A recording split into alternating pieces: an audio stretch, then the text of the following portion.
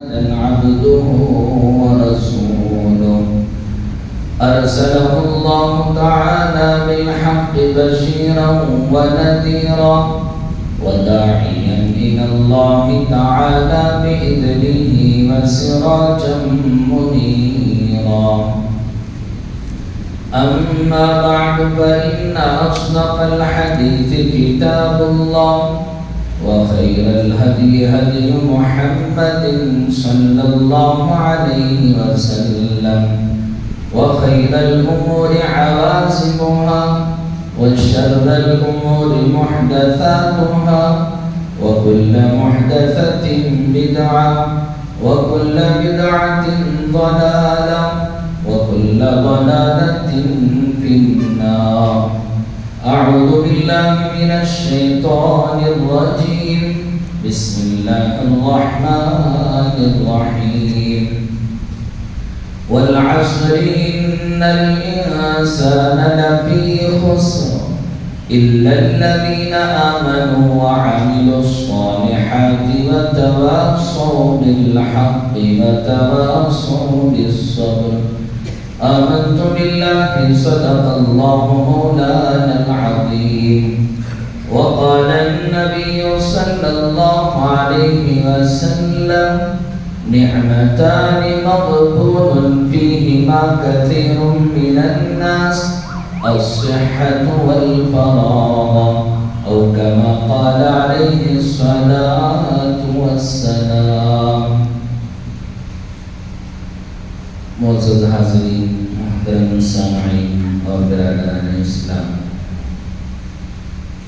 اللہ جل جلالہ و عمن والہ نے جو ہمیں بے شمار نعمتیں عطا فرمائی ہیں، ان میں سے ایک نعمت وقت ہے. اللہ تعالیٰ نے وقت کی اہمیت کو بتانے کے لیے قرآن مجید میں جس سورے کی تلاوت میں نے ابھی کی ہے، اللہ نے اس میں قسم کھائی ہے. والعصر، قسم ہے زمانے کی، یعنی کہ وقت کی. اور اللہ تعالیٰ نے صرف زمانے ہی کی نہیں، کہیں اللہ نے واللیل اذا یغشا، رات کی قسم کھائی. والنہار اذا تجلی، کہیں اللہ نے دن کی قسم کھائی. والضحیٰ، کہیں اللہ نے چاشت کے وقت کی قسم کھائی. اور کہیں اللہ نے والفجر، فجر کے وقت کی قسم کھائی ہے. اور قسم اسی چیز کی کھائی جاتی ہے جو باعزت ہو، جس کی اہمیت ہو. جیسے انسان ہمارے یہاں عام طور پر اپنے والدین کی قسم کھاتا ہے، حالانکہ قسم تو والدین کی بھی نہیں کھانی چاہیے. حدیث میں آ کر ہے اللہ کے رسول صلی اللہ علیہ وسلم نے ارشاد فرمایا کہ اللہ کی قسم کے علاوہ کسی اور کی قسم کھانا یہ جائز نہیں. لیکن انسان اپنے باپ کے وزن کو بڑھانے کے لیے وہ اپنے والدین کی قسم کھاتا ہے، یعنی کہ میرے نزدیک ان کی بہت اہمیت ہے اور بہت عظمت ہے، تو میں اپنے والدین کی قسم کھا کر یہ بات کہہ رہا ہوں. ایسے اللہ تعالیٰ قرآن مجید میں جگہ جگہ اللہ نے رات کی، دن کی، چاشت کے وقت کی، زمانے کی، کئی چیزوں کی قسم کھا کر اللہ تعالیٰ نے انسان کو وقت کی اہمیت کو بیان کیا ہے کہ الوقت اثمن من الذهب، کہ وقت سونے سے زیادہ قیمتی ہے، دنیا کی مال و دولت سے زیادہ قیمتی ہے. کہ یہ جو ابھی کل کا دن گزرا ہے، 1 تاریخ یا 2 تاریخ کی جو گزرا ہے، ابھی یہ نیکسٹ ہماری زندگی میں کبھی آنے والا نہیں ہے. یہ گزر گیا تو بس ابھی ختم ہے. اور اگر انسان کے پاس مال و دولت ہے، سونا چاندی ہے، ختم ہو گیا یا اس کو بیچ کر استعمال میں ڈالیے یا چوری ہو گیا، ممکن ہے کہ آگے اگر زندگی باقی رہی تو انسان اس کو کما لے اور اس کو حاصل کر لے، لیکن یہ جو وقت گزرا ہے یہ کسی بھی حالت میں دوبارہ لوٹ کر آنے والا نہیں ہے۔ تو انسان کی زندگی میں وقت کی قیمت وہ دنیا کی ہر چیز سے بڑھ کر ہے۔ اسی لیے اللہ کے رسول صلی اللہ علیہ وسلم نے حدیث مبارکہ میں ارشاد فرمایا، نعمتان مغبون فیہما کثیر من الناس، کہ دنیا میں دو نعمتیں ایسے ہیں کہ جس میں لوگ دھوکے میں پڑے ہوئے ہیں، اور ایک ترجمہ یہ کیا کہ جسے لوگ مس یوز کرتے ہیں، یعنی کہ ان کو پتہ ہی نہیں کہ یہ بھی ایک بہت بڑی عظیم نعمت ہے اور دھوکے میں رہ کر اس کو ضائع کر دیتے ہیں۔ اللہ کے رسول صلی اللہ علیہ وسلم نے فرمایا کہ الصحت والفراغ، اللہ نے اگر انسان کو صحت دی ہے، یہ دنیا کی کروڑوں روپیوں سے اور مال و دولت سے بھی زیادہ قیمتی دولت ہے، ورنہ انسان کو اربوں روپے مل جائے لیکن اگر اسے صحت نہ ملے، وہ بستر کا ہو جائے، تو یہ ساری دولت اسے اپنے لیے وبال لگے گی، اس کو کاٹ کھاتی رہے گی کہ اتنی دولت ہو کر بھی میں اس کو استعمال کر نہیں پا رہا۔ اور آگے فرمایا کہ والفراغ، یہ جو وقت ہے، جو فرصت ہے اللہ تعالیٰ کی طرف سے عطا کیا ہوا وقت، یہ بہت ہی قیمتی ہے کہ جس کی انسان کو فکر نہیں ہے۔ اسی لیے حضرت امام شافعی رحمۃ اللہ علیہ نے فرمایا کہ وقت ایک ایسی تلوار ہے، اگر انسان اس کو صحیح نہیں کاٹے گا تو وقت وہ انسان کو کاٹ دے گا۔ جیسے کسی انسان سے پوچھو بھئی آپ کی زندگی کیسے گزر رہی ہے، تو کہتا ہے کہ اچھا وقت گزر رہا ہے، لیکن گزرتے گزرتے انسان دنیا سے گزر جاتا ہے اور انسان کو پتہ بھی نہیں چلتا۔ حضرت حسن بصری رحمۃ اللہ علیہ ایک بہت بڑے بزرگ گزرے۔ ایک مرتبہ کسی آدمی کا جنازہ تھا، جنازے میں تشریف لے گئے، اس آدمی کی تدفین ہو گئی۔ آدمی کی تدفین ہونے کے بعد حضرت رحمۃ اللہ علیہ نے فرمایا، قال الحسن البصری لرجل، حضرت نے ایک آدمی سے پوچھا کہ آپ کا کیا خیال ہے کہ ابھی یہ جو آدمی جس کا انتقال ہو گیا ہے، یود ان یرجع الی الدنیا، اگر یہ دونوں گمان کرو ایسا کہ جو انسان مر گیا ہے اور اس کو تدفین اور اس کو کفن دفن اس کا کر دیا گیا ہے، گمان کرو کہ یہ آدمی دوبارہ زندہ ہو جائے، اور اگر اس سے پوچھا جائے کہ کیا تم دنیاوی زندگی میں جانا چاہو گے، وہ ضرور کہے گا کہ ہاں کاش کہ مجھے وقت مل جاتا تو میں اور کچھ کر لیتا۔ اور یہ بات تو اللہ قرآن میں بھی فرما رہے ہیں کہ حتی اذا جاء احدهم الموت قال رب ارجعون، انسان کا مزاج ایسا ہی ہے، وہ ہر چیز کو ٹالتے رہتا ہے، حتیٰ کہ جب موت اس کے پاس آ جاتی ہے تو کہتا ہے کہ رب ارجعون، اے میرے رب دوبارہ مجھے لوٹا دیجیے، اب اگر مجھے زندگی ملے گی تو میں اپنی زندگی کو اچھی طرح گزاروں گا۔ سورہ منافقون کی آیت سورہ جمعہ میں آپ حضرات کے سامنے تلاوت کی جاتی ہے، جس میں اللہ تعالیٰ یہ فرما رہے ہیں، أَن يَأْتِيَ أَحَدَكُمُ الْمَوْتُ فَيَقُولَ رَبِّ لَوْلَا أَخَّرْتَنِي إِلَىٰ أَجَلٍ قَرِيبٍ فَأَصَّدَّقَ وَأَكُن مِّنَ الصَّالِحِينَ۔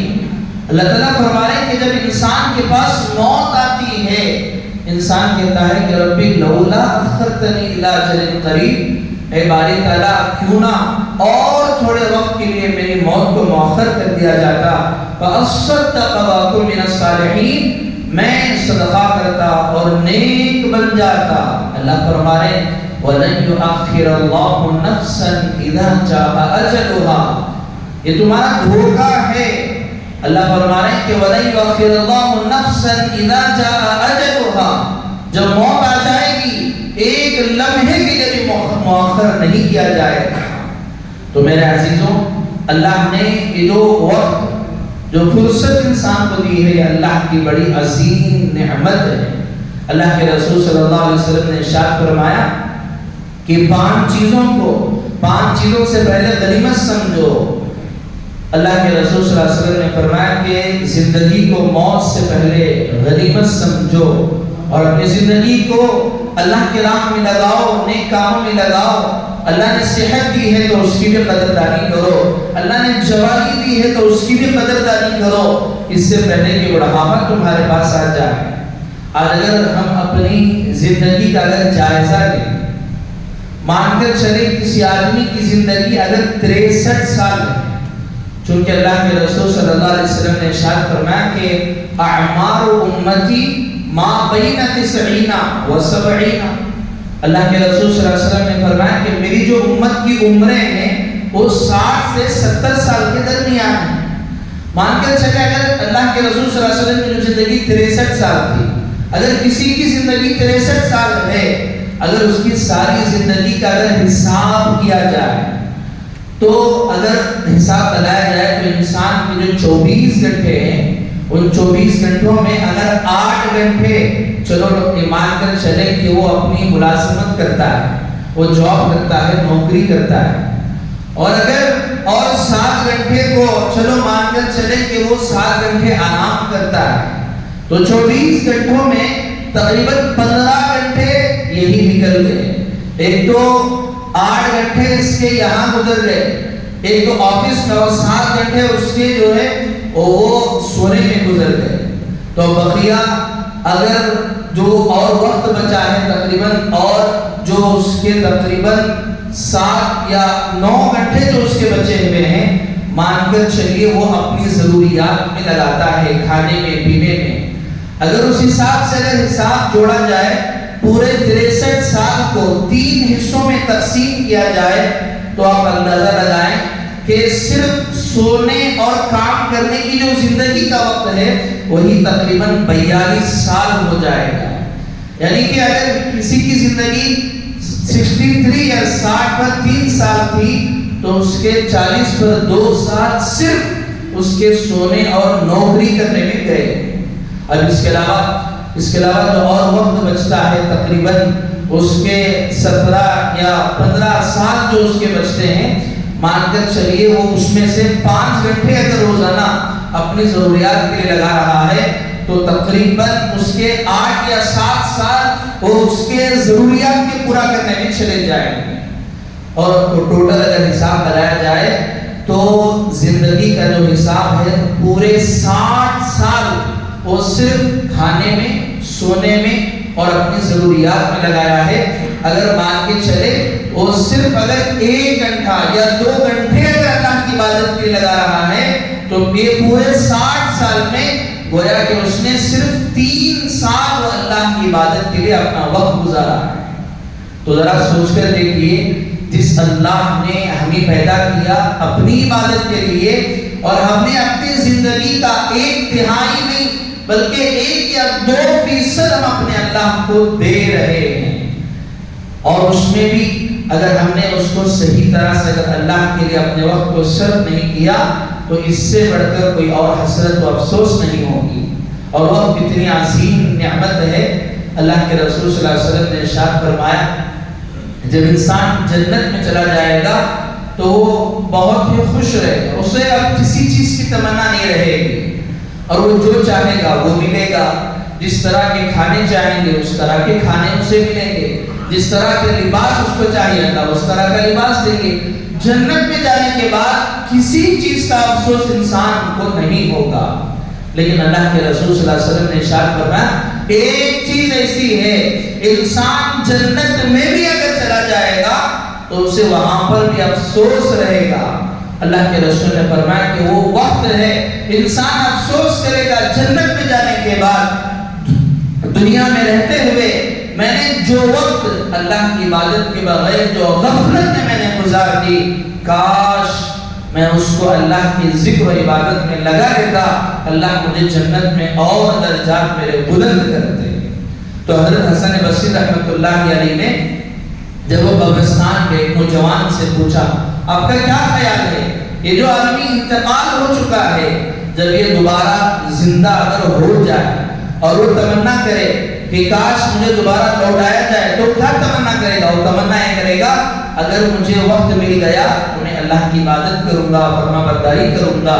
پھر حضرت حسن بصری رحمۃ اللہ علیہ نے فرمایا کہ فما لنا لا نکون کمثل ھذا المیت، حضرت حسن بصری رحمۃ اللہ علیہ نے فرمایا کہ آج انسان کی حس اتنی بڑھ چکی ہے وہ ایک مردے کی بھی خواہش نہیں کر رہا ہے. جس طرح ایک مردہ جب وہ مر گیا ہے، جب اس سے پوچھا جائے گا تو وہ کہے گا کہ کاش دنیا میں مجھے دوبارہ بھیجا جاتا، میں اچھے اعمال کرتا. ایک زندہ انسان ایک مردے کی بھی تمنا نہیں کر پا رہا ہے. غرض میرے عزیزوں، انسان کو اپنی زندگی میں اپنے وقت کی قدر کو پہچاننا ہے اور جاننا ہے. ابھی ہمارے سامنے انگریزی سال 2025 وہ ختم ہو کے 2026 شروع ہوا ہے. گویا کہ اللہ نے ہمیں جتنی عمر دی ہے اس میں سے ایک اور سال ہماری زندگی سے کم ہو گیا. اسی کو شاعر نے کہا کہ ایک اینٹ گر گئی دیوار حیات سے، ایک اور اینٹ گر گئی دیوار حیات سے، ناداں کہتا ہے کہ نیا سال مبارک ہو.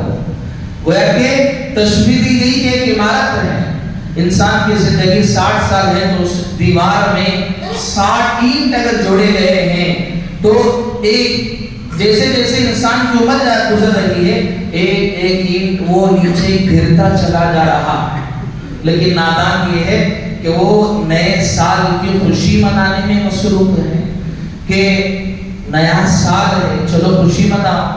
حالانکہ اللہ کے رسول صلی اللہ علیہ وسلم نے ارشاد فرمایا، حضرت عمر رضی اللہ تعالیٰ عنہ فرماتے ہیں حاسبوا قبل ان تحاسبوا. یہ جو ایک سال گزرا ہے خوشی منانے کے لیے نہیں بلکہ حساب لگانے کے لیے. ذرا سوچو یہ جو ہمارے 360 دن گزرے، مان کر چلیے ہمیں روزانہ 1 گھنٹہ اگر ہم نے مان کر چلیے ہم نے غلط طرح کی کوئی ویڈیو دیکھی ہو جو اللہ سے دور کرنے والے ہو، آپ اس حساب سے 360 دن کا حساب لگائیے تو ایک سال کے گزرنے پر گویا کہ میں نے اتنے 100 گھنٹے وہ اللہ کی نافرمانی میں نے گزارا. اور اگر میں مان کے چلیے روزانہ اگر 5 منٹ اگر میں بیٹھ کر فضول بات چیت کرتے ہوئے کسی کی غیبت کیا جھوٹ بولا ہے تو ایک سال گزرنے کے بعد آپ حساب لگائیے آپ نے اتنے 100 گھنٹے سال کے ہم نے جھوٹ میں گزارے ہیں. حضرت یہ بھی تو حساب کرو کہ جو جتنا وقت گزرا ہے میں نے روزانہ کتنا وقت وہ اللہ کی عبادت و فرما برداری کے لیے گزارا ہے.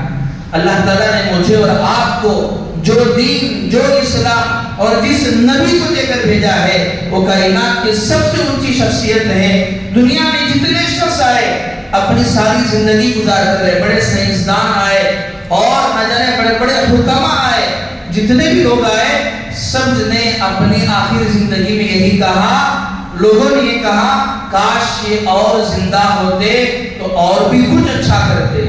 لیکن دنیا میں ایک عظیم شخصیت ایسی ہے کہ جس نے اپنے آخری حیات اپنے زندگی کے آخری وقت میں سارے صحابہ کو جمع کر کہا، اے لوگوں کیا میں نے جس مشن کو جس کام کو لے کر اس دنیا میں آیا تھا کیا میں نے اس کو پورا کر دیا؟ پورے صحابہ نے کہا اللہ کے رسول آپ تو صرف بولے نہیں بلکہ آپ تو کر کر بھی دکھلا کے گئے ہیں. ایسی عظیم شخصیت اللہ کے رسول صلی اللہ علیہ وسلم نے وقت کی اہمیت کو بتایا اور فرمایا کہ انسان اپنی زندگی کا ایک لائحہ عمل بنائے، نظام العمل بنائے. اور خود اللہ کے رسول صلی اللہ علیہ وسلم نے اپنی زندگی کا ایک معمول بنایا تھا. آپ نے پورا پلان کر رکھا تھا. آپ دن کے اعتبار سے آپ کا پلان الگ تھا اور ہفتے کے ویکلی آپ کا پلان الگ تھا، ایئرلی آپ کا پلان الگ تھا. آپ نے سب سے پہلے دن کا پلان بنایا. دن کا منصوبہ کیا ہے؟ سب سے پہلے آپ نے بنایا کہ 5 وقت کی نمازیں اس کو اپنے وقت پر ادا کرنا ہے اور اس کے علاوہ جتنی چیزیں ہیں جتنے کام ہیں ان نمازوں کے وقت کے بیچ میں کرنا ہے. اللہ کے رسول صلی اللہ علیہ وسلم کا معمول تھا اور آپ کا یہ معمول تھا کہ دن کی ابتدا جو ہوگی وہ صبح سویرے برکت والے وقت سے ہوگی. اللہ کے رسول صلی اللہ علیہ وسلم تہجد کو اٹھتے تھے. سب سے پہلے آپ کی جو دن کی ابتدا ہوتی آپ تہجد کا اہتمام کرتے. اور علماء نے لکھا ہے کہ پورے دن میں 3 وقت جو سب سے بابرکت ہیں، ایک تہجد کا وقت اور پھر دوسرا وہ فجر کی نماز سے پہلے کا وقت اور اذان سے لے کے اور پھر تیسرا وقت فجر کی نماز سے لے کے چاشت کا وقت، یہ تین وقت بڑے ہی بابرکت ہیں، بڑے ہی قیمتی ہیں۔ ایک مرتبہ حضرت امی جان حضرت عائشہ صدیقہ رضی اللہ تعالی عنہ وہ فجر کی نماز کے بعد آرام فرما رہی تھی۔ اللہ کے رسول صلی اللہ علیہ وسلم نے فرمایا اے عائشہ فجر کے بعد کے وقت کو استعمال میں لاؤ۔ اللہ کے رسول صلی اللہ علیہ وسلم نے فرمایا اللہ نے جو جتنی برکتیں رکھی ہیں وہ اسی وقت میں اللہ نے رکھی ہیں۔ اللہ کے رسول بھی اپنی پورے دن کا پورے سال کا اپنے پلان بنایا۔ آپ کے دن کی ابتدا ہوتی وہ تہجد سے اور آپ تہجد کا اہتمام کرتے اور پھر فجر کے بعد آپ ذکر و اذکار کا اہتمام اور اس کے علاوہ یہ جو دونوں نمازوں کا درمیان کا جو وقت ہے اس کو آپ نے رکھا تھا، اس کو بھی تین حصوں میں آپ نے تقسیم کیا تھا۔ ایک آپ اپنے فیملی کو وقت دیتے تھے اور ایک حصہ آپ وہ جو ہے باہر سے آنے والے لوگوں کی ملاقات کے لیے آپ نے رکھا تھا اور ایک حصہ آپ نے حضرات صحابہ کی تعلیم کے لیے آپ نے رکھا تھا۔ سب سے پہلے ترجیح دی وہ نماز کی کہ ہمارا جو نظام عمل بنے گا اس میں 5 فرض نمازیں ہماری سر فہرست ہونی چاہیے اور پھر جتنے وقت ہیں وہ اس کے درمیان، جتنے کام ہیں وہ سارے اس کے درمیان میں ہیں۔ اور اس میں بھی اللہ کے رسول نے ترتیب بنائی تھی ایک وقت میں اپنے فیملی کو بھی وقت دینا ہے اور اللہ کے رسول نے اس کی تعلیم دی۔ حضرات صحابہ کو فرمایا اے لوگو اپنے اہل و عیال کے ساتھ فیملی کے ساتھ اچھے اخلاق سے پیش آؤ، اور آگے اللہ کے رسول نے فرمایا میں تم میں سب سے بہتر اپنے فیملی کے ساتھ وقت اور اخلاق سے پیش آنے والا ہوں۔ اور پھر ایک وقت اللہ کے رسول نے دینی تعلیم کے لیے حضرات صحابہ کو، کوئی نو مسلم ہے کسی کو نماز سکھانی ہے اور کسی کو مسئلے مسائل بتانے ہیں، اللہ کے رسول نے اس کے لیے رکھا۔ اور ایک وقت وہ تھا کہ ایک صرف دین ہمارے حد تک دوسروں کو بھی پہنچانا تھا، وفد آتے اللہ کے رسول صلی اللہ علیہ وسلم کے پاس، اور پھر وہ رات کا وقت تھا اس کو بھی اللہ کے رسول نے 3 حصوں میں تقسیم کیے ہوئے تھے۔ ایک حصہ وہ اللہ کے رسول اپنے اہل و عیال کے ساتھ اپنے فیملی کے ساتھ گزارتے اور ایک حصہ آپ آرام فرماتے اور رات کے آخر حصے کو آپ اللہ کی عبادت کے لیے فارغ کرتے۔ یعنی کہ اللہ کے رسول نے بھی اپنی ساری زندگی کی ترتیب بنائی ہوئی تھی اور جو ویکلی اللہ کے رسول کی ترتیب تھی کہ آپ وہ پیر اور منگل یا پیر اور جمعرات کا روزہ رکھا کرتے تھے۔ آپ نے ہفتے کے پلان میں آپ نے یہ منصوبہ بنایا تھا اور پھر جب بدھ کا دن آتا ویڈنسڈے کے دن وہ اللہ کے رسول صلی اللہ علیہ وسلم مستورات کو دین کی تعلیم کا اہتمام کرتے، آپ کے ازواج مطہرات کو اور دیگر امت کی ماں بہنوں کو اللہ کے رسول دین کی تعلیم دینے کا اہتمام کرتے۔ اور پھر آپ نے سال کا پلان بنایا کہ سال میں ایک مرتبہ وہ حج کے موقع پر لوگوں کو دین کی دعوت کے لیے باہر جانا ہے۔ اور ایک مرتبہ اللہ کے رسول نے حضرت ابوبکر صدیق رضی اللہ تعالیٰ عنہ کو بھیجا، کبھی حضرت معاذ کو بھیجا اور کبھی اللہ کے رسول آپ خود تشریف لے کر گئے۔ غرض اللہ کے رسول نے اپنی ساری زندگی کا ایک منصوبہ اور پلان بنایا ہوا تھا جس میں امت کو تعلیم دی کہ ہمیں بھی اپنے وقت کو وہ صحیح طرح سے استعمال کرنا ہے۔ اللہ کے رسول نے فرمایا کہ جب دن کی ابتدا ہو تو تہجد پڑھ لیا کرو اور پھر فجر کا وقت ہے سورہ یاسین کی تلاوت کر لیا کرو۔ اللہ کے رسول نے فرمایا من قرأ یاسین فی اول النہار قضیت حوائجہ۔ اللہ کے رسول نے فرمایا جو بندہ صبح سورہ یاسین کی تلاوت کر کے گھر سے نکلے گا اللہ اس کی ساری ضرورتیں پورا کر دیں گے۔ اور آگے اللہ کے رسول نے فرمایا کہ جو بندہ صبح میں 4 رکعت نماز اشراق کے اگر پڑھ کر چلا جائے گا اللہ تعالیٰ سارے دن کے کاموں میں اس کی کفالت کریں گے۔ آج وہ چاہے مرد ہو یا عورت ہو، لڑکا ہو یا لڑکی ہو، اسے مسئلہ یہی ہوتا ہے، اس کا پرابلم یہ ہوتا ہے کہ میرا کام میں مجھے کوئی ہیلپ نہیں ملتی اور میں صحیح سے کام کر نہیں پاتا، مجھے اکیلے ہی کرنا پڑتا ہے اور مجھے مدد نہیں ملتی اور میں وقت پر سارا کام کر نہیں پاتا۔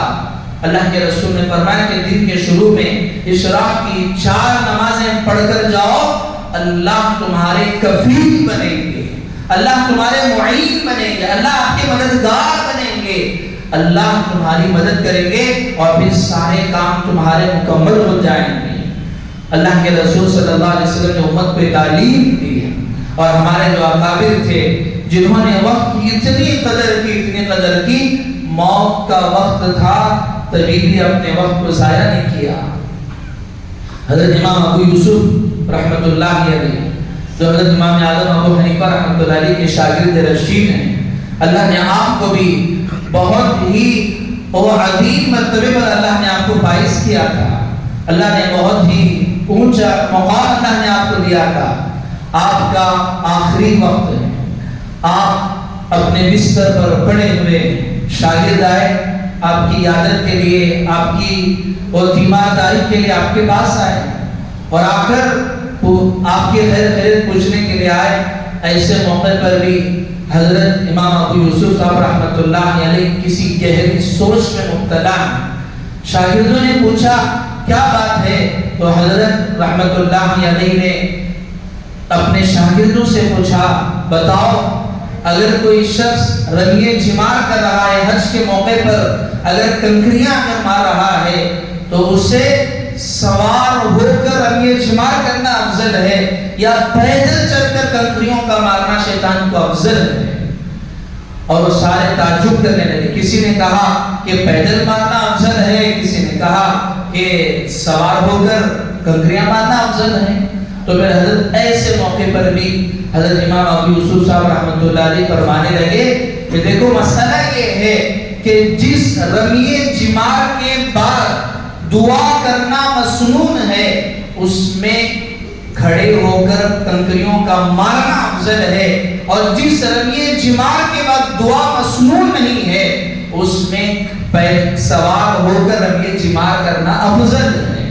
اور شاگرد کہتے ہیں حضرت نے مسئلہ بتایا، شاگردوں نے کہا کہ نماز کا وقت ہو گیا، ہم نماز پڑھ کر آنے کے لیے جاتے ہیں۔ ایسے ہی پلٹے ہی تھے، اتنے میں کلمے کی آواز آئی اور حضرت کی روح پرواز کر گئی کہ موت کا آخری وقت تھا، تبھی بھی انہوں نے اپنے وقت کو صحیح طرح سے استعمال کیا۔ حضرت ابو زرع رضی اللہ رحمۃ اللہ علیہ ایک بہت بڑے محدث گزرے ہیں۔ ایک مرتبہ ایک نوجوان کا واقعہ، ایک نوجوان وہ اپنے گھر لیٹ آیا، اس کی بیوی نے اسے تانا کسا کہ اتنا لیٹ کیوں آئے، کہاں چلے گئے تھے؟ وہ نوجوان کہنے لگا آج ہوا ایسا کہ میں حضرت ابو زرع رحمۃ اللہ علیہ کے درس میں چلا گیا تھا۔ پہلے تو وہ بیوی شوہر پر وہ بہت زیادہ غصہ ہوئی اور ڈانٹنے لگی، ارے اتنا تاخیر سے کیوں آئے ہو؟ اور پھر آخر میں اس نے کہا کہ اچھا بتاؤ تو صحیح گئے تھے کہاں؟ وہ کہنے لگے کہ میں حضرت ابو زرع رحمۃ اللہ علیہ کے درس میں گیا ہوا تھا۔ تو وہ مجھ سے میں کہنے لگی نہ آپ کو کچھ آتا ہے نہ آپ کے استاد حضرت کو کچھ آتا ہے، اور غصے میں تھے۔ اتنے میں اس نوجوان نے کہہ دیا اچھا اگر ایسی بات ہے تو ذرا سن لے، اگر میرے استاد حضرت ابو زرع کو اگر 1,00,000 حدیثیں یاد نہ ہو تو تجھے طلاق ہو۔ غصے میں اس نے کہہ دیا، کہہ تو دیے، لیکن جب غصہ ٹھنڈا ہوا دونوں آپس میں بیٹھے، لڑکی کو بھی بیوی کو بھی افسوس ہوا اور شوہر کو بھی افسوس ہوا کہ مجھے بھی اتنا غصہ نہیں کرنا چاہیے تھا۔ شوہر نے بھی کہا کہ مجھے بھی اس طرح نہیں کرنا چاہیے تھا۔ اب پریشان ہو گئے، اور بیوی نے کہا، اور جب شوہر آپس میں گفتگو ہوئی تو دونوں پریشان ہوئے، تو کہا کہ اچھا ایسا کرتے ہیں اس مسئلے کا حل حضرت ابو زرع رحمۃ اللہ علیہ کے پاس جا کر حل کرتے ہیں۔ اتنے میں حضرت ابو زرع رحمۃ اللہ علیہ کے پاس گئے اور جا کر پوچھا کہ حضرت بات ایسی ہے کہ میں تھوڑا گھر دیر سے پہنچا، اور دیر پہنچنے کی وجہ یہ تھی کہ میں اپنے کام سے فارغ ہو کر میں آپ کے درس میں آ گیا تھا اور گھر پہنچنے میں تاخیر ہو گئی، بیوی سے لڑائی جھگڑا ہو گیا اور میں نے ایسا کہہ دیا۔ تو ابھی اس کا حل کیا ہے؟ حضرت ابو زرع رحمۃ اللہ علیہ نے فرمایا کہ نوجوان گھبراؤ نہیں، الحمدللہ مجھے 1,00,000 حدیثیں ایسی یاد ہیں جیسی تمہیں سورہ فاتحہ یاد ہوتی ہے، ایسی مجھے 1,00,000 حدیثیں یاد ہیں۔ اور حضرت کا جب وفات ہوئی تو حضرت کے وفات کے متعلق واقعہ لکھا ہے کہ آپ کا جو آخری وقت تھا اس موقع پر بھی آپ وہ کسی علمی گفتگو میں مشغول تھے اور اسی حالت میں آپ کا انتقال ہو گیا۔ یہ ہمارے اکابر تھے جنہوں نے وقت کی اہمیت کو سمجھا اور اس کی نزاکت کو سمجھا، اور انہوں نے اس وقت کو صحیح استعمال کیا۔ آج دنیا میں کوئی بھی آدمی چاہے وہ دینی اعتبار سے اللہ نے اسے اونچا مقام دیا ہو یا دنیاوی اعتبار سے اللہ نے اسے اونچا مقام دیا ہو، اگر اس سے پوچھا جائے گا تو یہی کہے گا کہ ہم نے وقت کی قدر کی، وقت نے آج ہماری قدر کی۔ حضرت حماد بن اسلمی رحمۃ اللہ علیہ ایک گزرے، جیسے کہ آج عادت ہے انسان جیسے فری وقت ہوتا ہے تو اپنے دوستوں کو فون کر کے بلاتا ہے آؤ چائے پینے چلیں اور گپ شپ مارنے کے لیے چلے۔ تو ایک مرتبہ ایک شخص حضرت حماد اسلمی رحمۃ اللہ علیہ کے پاس آئے اور آ کر کہنے لگے کہ حضرت آئیے کچھ دیر آپ سے بات چیت کرتے ہیں۔ حضرت حماد اسلمی رحمۃ اللہ علیہ نے فرمایا کہ ایسا ہے، اگر بات کرنے کی ایسی ہے تو ایسا کرو کہ ایسے شخص کو میرے پاس لے کر آؤ جو سورج کو غروب ہونے سے اپنے آپ کو روک کے رکھے، تب جا کر میں آپ سے بات چیت کروں گا۔ اور پھر فرمایا کہ جب وہ اس طرح نہیں کر سکتے، سورج تو غروب ہونے والا ہے، دن ختم ہو کے رات آنے والی ہے، اور جب رات آ گئی تو یہ رات یہ جو دن ہے میری زندگی میں کبھی دوبارہ لوٹ کر آنے والا نہیں ہے۔ اس سے اچھا ہے کہ ہم کچھ گفتگو کریں، ہم جو ہے اپنے اس وقت کو، وہ چونکہ تجھے بھی ایک نہ ایک دن جانا ہے، مجھے بھی ایک نہ ایک دن اللہ کے پاس جانا ہے، کیوں نہ ہم اس وقت کو اپنے لیے صحیح استعمال کریں۔ میرے عزیزو، ہمارے اکابر تو ایسے تھے کہ جنہوں نے ایک وقت کا انہوں نے صحیح استعمال کیا۔ حضرت ہارون رشید رحمۃ اللہ علیہ جو بہت بڑے بادشاہ گزرے ہیں، ظاہر سی بات ہے جو بادشاہ ہوتا اسے بہت ساری ذمہ داریاں بھی ہوں، اس کے باوجود روزانہ 100 اور بعض روایتوں کے مطابق 200 رکعت نفل پڑھ لیا کرتے تھے۔ ایک بزرگ تھے، روزانہ 70 طواف کر لیا کرتے تھے۔ اور ذرا سوچ کر دیکھیں 70 طواف، ایک طواف اگر انسان کر رہا ہے، ایک طواف کے بعد اس کو تو واجب طواف 2 رکعت نماز بھی تو پڑھنی ہے، گویا کہ 140 رکعت کے ساتھ گویا کہ انہوں نے 70 طواف کر لیے۔ اللہ تعالیٰ نے آج انسان اگر ان واقعات کو سنتا ہے تو یہی کہتا ارے وہ تو پرانا زمانہ تھا، اس میں لوگوں کے پاس وقت تھا، فرصت تھی، اس لیے وہ اتنے کام کر لیا کرتے تھے۔ نہیں، بات اہمیت کی ہے، انہوں نے جس چیز کو اہمیت دی انہوں نے اس چیز میں اپنا سارا وقت صرف کیا۔ اور دنیا میں جو بہت بڑے دنیا دار ہیں، کتنے لوگ ایسے ہیں، اگر کوئی بڑا ڈاکٹر ہے، بڑا سرجن ہے، وہ دن میں نہ جانے ایک سے کئی جگہ وہ سرجری کر لیتا ہے، اور لوگ اس سے کہتے ہیں کہ تم اتنا کیسے کر لیتے ہو؟ کیوں؟ اس نے بھی تو وقت کی قدر کو پہچانا، اور پھر اس کو بھی معلوم ہے کہ میرا جو مقصد ہے مجھے اس مقصد میں کامیاب ہونا ہے۔ تو یہ ہمارے اکابر تھے جنہوں نے اپنے وقت کا صحیح استعمال کیا۔ حضرت امام اعظم ابو حنیفہ رحمۃ اللہ علیہ پورے رمضان میں وہ 61 قرآن مجید مکمل کر لیا کرتے تھے، دن میں، رات میں، اور پھر پورے رمضان کے تراویح میں، تو پورے رمضان میں 61 قرآن مجید کی وہ گویا کہ تلاوت مکمل کر لیا کرتے تھے۔ حضرت امام شافعی رحمۃ اللہ علیہ آپ بھی تقریباً 30 قرآن مجید مکمل کر لیا کرتے تھے۔ حضرت امام احمد بن حنبل رحمۃ اللہ علیہ کے متعلق ہے کہ روزانہ 300 رکعت پڑھ لیا کرتے تھے، لیکن جب آپ پر آزمائش کا دور آیا، آپ کو قید خانے میں ڈالا گیا، اور آپ نے گزشتہ جمعہ حضرت امام احمد بن حنبل رحمۃ اللہ علیہ کے متعلق واقعہ سنا کہ آپ کو کتنی تکلیفیں دی گئی، جس سے کمزوری آ گئی، تو پھر اس کے بعد روزانہ 150 رکعت نماز پڑھنے لگے۔ تو میرے عزیزوں، ہمیں اپنے وقت کی قدر کو پہچاننا ہے۔ حضرت امام شافعی رحمۃ اللہ علیہ نے جو فرمایا کہ وقت وہ ایک تلوار کی طرح ہے، اگر اس کو نہیں کاٹو گے وہ تمہیں ضرور کاٹ دے گا، لہذا اپنے وقت کو ہمیں صحیح استعمال کرنا ہے۔ یہ رجب المرجب کا مہینہ ہے، اللہ کے رسول صلی اللہ علیہ وسلم جیسے ہی رجب کے مہینے کا چاند دیکھتے تو روایت ضعیف ہے، اللہ کے رسول اس دعا کا اہتمام کرتے، اللہم بارک لنا فی رجب و شعبان وبلغنا رمضان، اے اللہ ہمیں رجب اور شعبان کے مہینے میں برکت عطا فرما اور ہماری رسائی اور رمضان تک نصیب فرما۔ اب علماء نے لکھا ہے کہ اللہم بارک لنا فی رجب و شعبان، سب سے پہلے تو یہ ہے کہ رجب المرجب کا جو مہینہ ہے وہ حرمت والے مہینوں میں سے۔ اللہ تعالیٰ نے قرآن مجید میں فرمایا کہ ان عدت الشہور عند اللہ 12 شہرا فی کتاب اللہ، اللہ نے فرمایا کہ 12 مہینے جو اللہ نے بنائے ہیں، فیہا اربعۃ حرم، اس میں 4 مہینے حرمت والے، اور یا اس سے حرمت والے زمانہ جاہلیت جس میں لوگوں کے اندر جہالت بری ہوئی تھی، قتل و غارت کی شراب، یہ ساری چیزیں ہونے کے باوجود بھی وہ ان 4 مہینوں کا احترام کیا کرتے تھے۔ ان میں سے ایک رجب المرجب کا مہینہ، یہ حرمت والا مہینہ ہے۔ اللہ کے رسول صلی اللہ علیہ وسلم اس مہینے کا چاند لے کر برکت کی دعا فرماتے۔ کیوں؟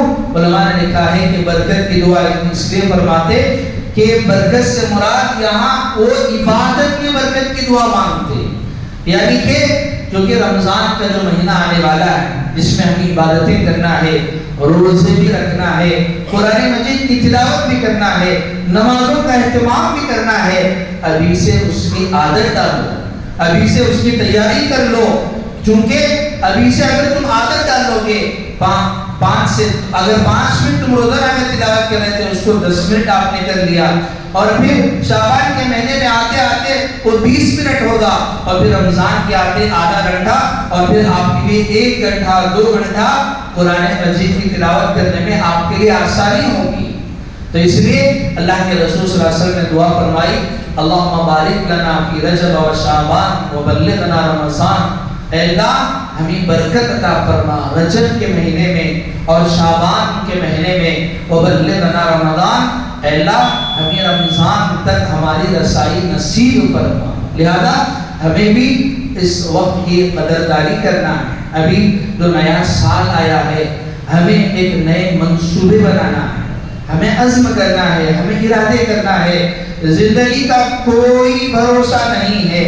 اللہ کے رسول صلی اللہ علیہ وسلم نے جو بات فرمائی وہ بالکل برحق ہے، سچی ہے، کہ میری امت کی عمریں وہ 60 سے 70 سال ہیں۔ اور پھر اللہ کے رسول نے ایک بات فرمائی کہ قیامت کے قریب کی علامتوں میں سے ایک علامت یہ ہے انسان کی موتیں اچانک ہوگی۔ آج ہم سنتے ہیں کتنے حادثات ہم سنتے ہیں کہ فلاں آدمی وہ فلائٹ میں سفر کرنے کے لیے گیا، کسے پتا تھا کہ اس کا یہ سفر آخری سفر ہے؟ فلاں آدمی بس سے سوار ہو کر بنگلور سے حیدرآباد بھی لے گیا، اسے کیا پتا تھا کہ یہ بس حادثے کا شکار ہونے والی ہے۔ تو میرے عزیزوں، موت کا کوئی بھروسہ نہیں ہے، لیکن انسان وہ اگر اس وقت کو اگر قدردانی اگر کر لے گا تو پھر اللہ تعالیٰ کی طرف سے اس کے لیے مدد بھی آئے۔ لہذا ہمیں اس آنے والے سال کے لیے منصوبے بنانا یہ ہے، دنیاوی اعتبار سے تو بناتے ہی ہیں، ہمیں دینی اعتبار سے بھی بنانا ہے کہ مجھے اس سال کی ایک نماز بھی قضا ہونے نہیں دینا ہے، مجھے اس سال رمضان کے علاوہ اتنے روزے رکھنا ہے، مجھے اس سال فرض نمازوں کے علاوہ اتنے نوافل کا اہتمام کرنا ہے۔ جس طرح انسان دنیاوی چیزوں کے لیے ٹارگٹ بناتا ہے کہ مجھے اس وقت تک اپنا مکان بنا لینا ہے، مجھے اس وقت تک یہ چیز کر لینا ہے، اسی طرح ہمیں اس نئے سال کے موقع پر سب سے پہلے تو احتساب کریں کہ میں نے جو زندگی گزاری ہے اس میں جو کبھی کوتاہی ہے اس سے توبہ اور استغفار کر کے آنے والے سال کے لیے نیک عزائم کو لے کر چلنا ہے۔ اللہ کے رسول نے فرمایا کہ نیت المؤمن خیر من عملہ، ایمان والا اگر نیت کرتا ہے اس کی نیت کرنا اس کے عمل سے بہتر ہے، چونکہ عمل جو کرے گا وہ 100% 100% کرے گا یا نہیں کرے گا یہ اس کو پتہ نہیں، لیکن نیت اگر وہ 100% کے اگر کرتا ہے، اگر موت بھی آ جائے اللہ اسے اس کا ثواب ضرور عطا فرمائیں گے۔ لہذا میرے عزیزوں، یہ جو نیا سال آیا ہے یہ کوئی خوشی منانے کے لیے نہیں، بلکہ ہمیں یہ پیغام دے رہا ہے کہ تمہاری زندگی میں سے ایک سال اور کم ہو گیا ہے، لہذا جتنی عبادتیں کر رہے تھے اس سے بھی زیادہ کی عبادتیں تم اللہ کی کرو، اور اس سے بھی زیادہ توجہ دین کی طرف دو، اور اس سے بھی زیادہ توجہ آپ اللہ کی طرف دو۔ یہی یہ پیغام لے کر ہمیں آیا ہے، وقت کی قدر کریں ورنہ یہ وقت ہمیں بے قدر کر دے گا۔ اللہ تعالیٰ سے دعا ہے اللہ مجھے بھی اور آپ کو بھی ہمارے بزرگان کے نقش قدم پر جنہوں نے صحیح طرح سے اپنے وقت کا استعمال کیا ہے اسی طرح ہمیں بھی گزارنے کی توفیق عطا فرمائے۔ آمین۔ وآخر دعوانا ان الحمد للہ رب العالمین۔